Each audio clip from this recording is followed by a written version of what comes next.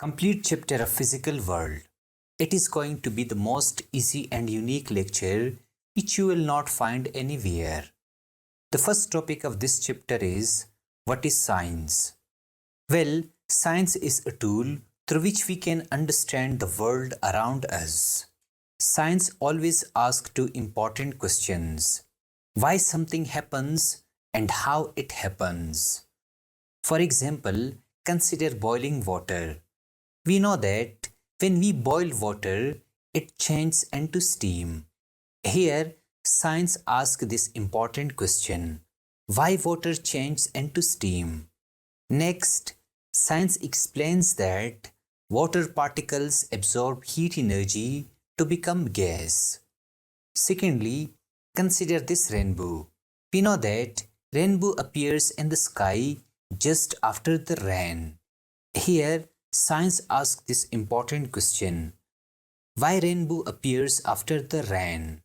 Next, it explains that rainbow appears because of bending and splitting of the sunlight. Thus, we learn that science tries to explain the world around us by asking different questions.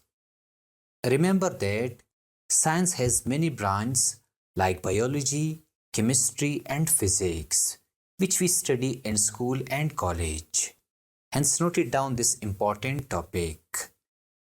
Now, the second topic of this chapter is what is physics?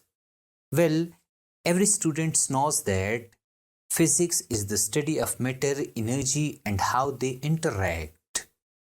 But wait a minute. I trip students by asking this important question: give me an example where you clearly explains matter, energy, and how they interact mutually. Believe me, many students cannot answer this question. For example, consider lighting a candle. We know that candle is made up of wax. So wax is a matter. On the other side, when you light the wax, the flame or heat is energy.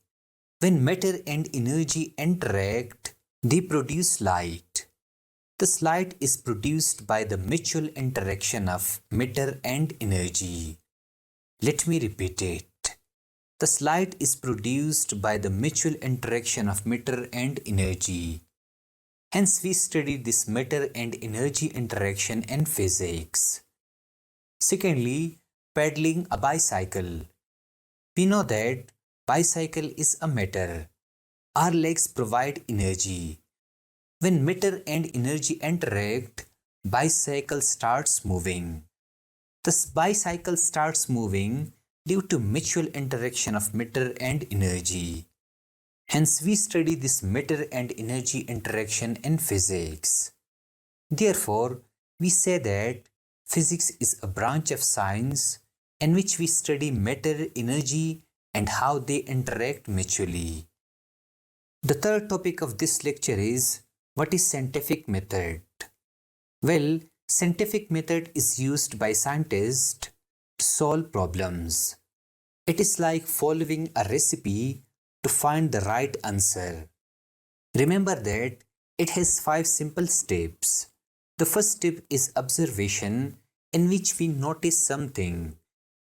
The second step is question, in which we ask different questions like why is this happening? The third step is hypothesis, in which we guess different solutions for the problem. The fourth step is experiment, in which we do different tests. The fifth and the last step is conclusion, if our guess is correct or not. Let me explain it with daily life example.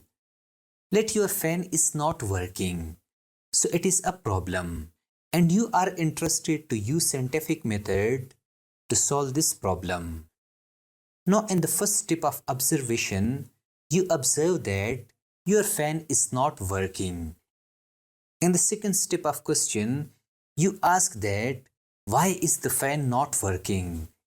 In the third step of hypothesis, you guess that the switch is off. In the fourth step of experiment, you turn on the switch. In the fifth step of conclusion, your guess was right. The fan starts working. Here, we use the term qualitative analysis.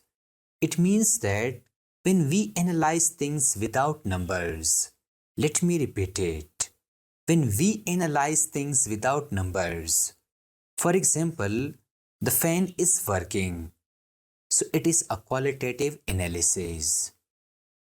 Now consider this another problem like boiling of water that changes to gaseous state. I am interested to solve this problem using scientific method.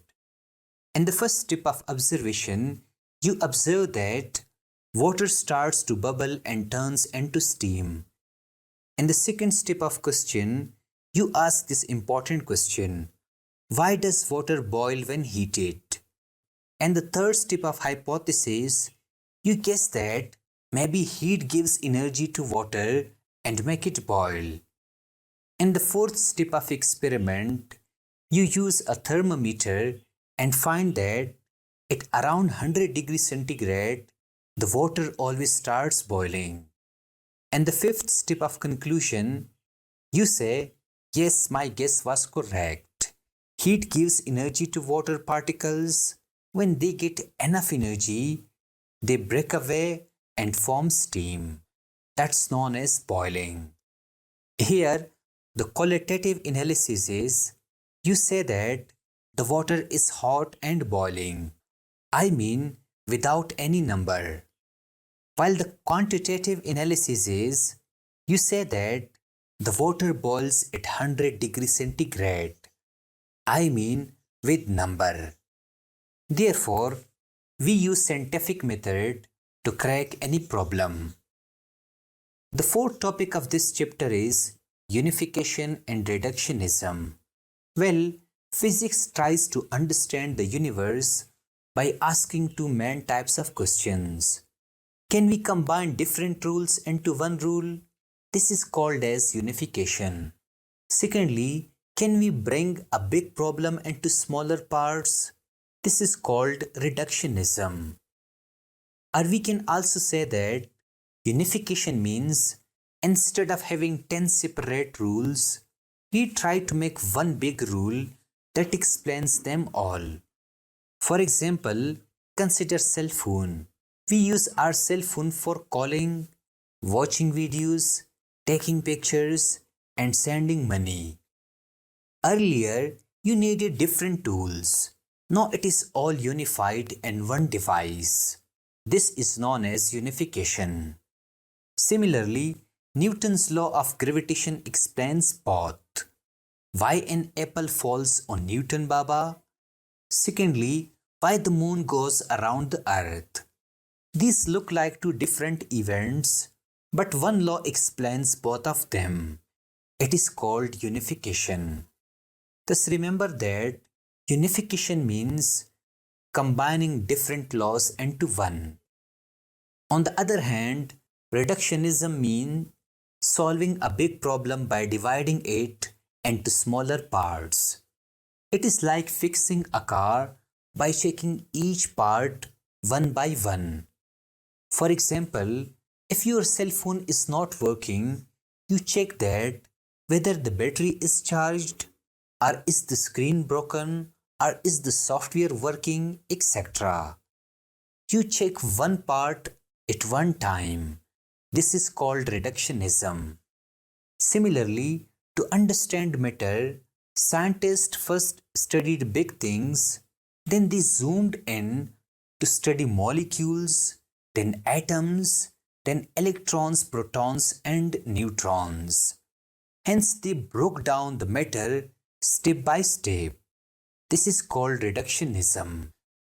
Thus, remember that reductionism means solving a big problem by dividing it into smaller parts. The fifth topic of this chapter is scope of physics. Well, the scope of physics is very large, which needs several hours to be explained. But let me divide it into three parts: macroscopic domain, microscopic domain, and mesoscopic domain. In macroscopic domain, we study about those things which we can see with our eyes.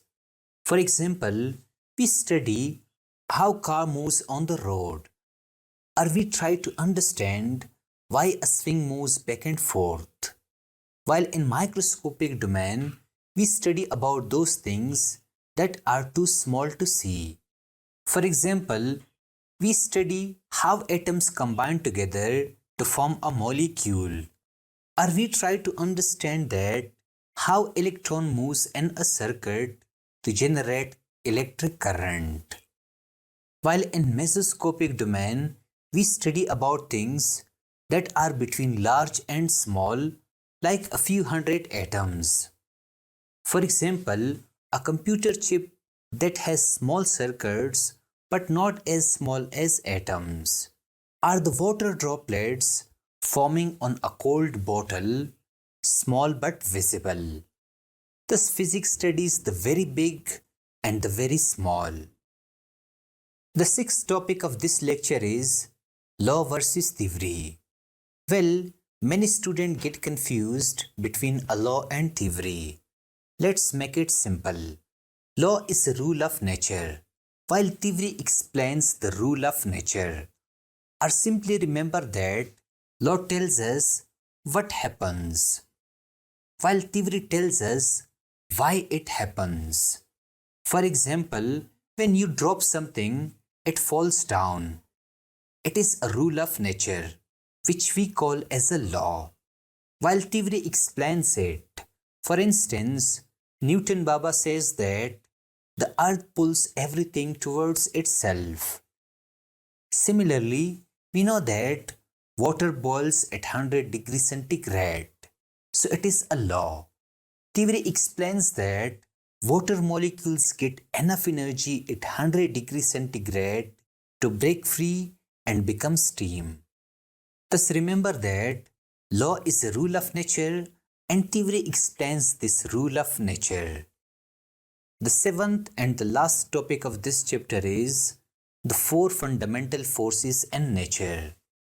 Remember that these are the basic forces in nature like gravitational force, electromagnetic force, strong nuclear force, and weak nuclear force. We know that gravitational force is the force of attraction between any two objects. For example, the moon stays in orbit around the earth due to gravity. Secondly, electromagnetic force is the force between charged particles. For example, electricity flows in wire due to electromagnetic force. Thirdly, strong nuclear force exists inside the nucleus of an atom, which holds protons and neutrons together. For example, the sun produces energy by nuclear fusion. In this process, two hydrogen atoms join together using strong nuclear force to release a lot of energy. Fourthly, weak nuclear force is the force that causes certain types of particle decays and transformation like beta decay. Or we say that weak nuclear force is responsible for radioactive decay. For example, in hospital, radioactive elements are used in cancer treatment. At the end, remember this bonus MCQs. Strong nuclear force is the strongest force in the nature, while gravitational force is the weakest force in the nature. Therefore, we can easily master first chapter of physics if we learn these 7 topics.